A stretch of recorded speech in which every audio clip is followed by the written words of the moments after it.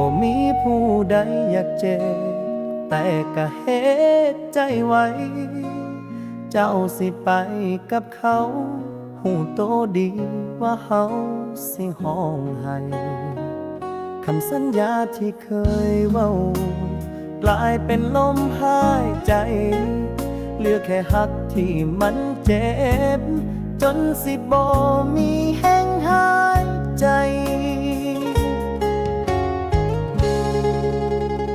หักเจ้าหลายปานใดก็เป็นได้แค่คนที่หอดทายสิเป็นหยังจังต้องเหตุร้ายทั้งที่เฮาหักเจ้าหลายบ่ได้ขอให้คืนมาหา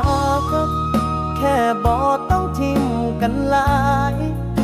เพราะใจมันพังจนห้องบ่ได้แต่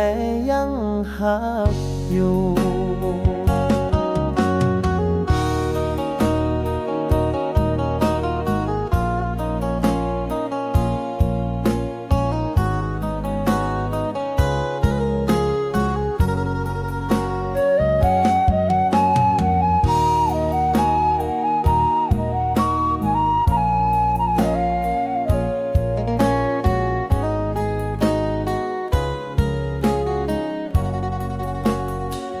รูปที่เฮาเคยถ่ายยังอยู่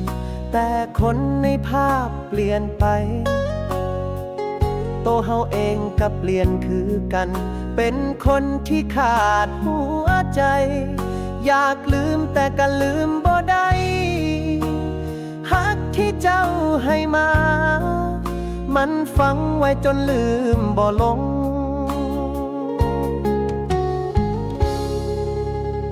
หากเจ้าหลายปานใดก็เป็นได้แค่คนที่หอดทายสิเป็นหยังจังต้องเหตุร้ายทั้งที่เฮาหักเจ้าหลายบ่ได้ขอให้คืนมาหาแค่บ่ต้องทิ่มกันหลายเพราะใจมันพังจนห้องก็ได้แต่ยังหักอยู่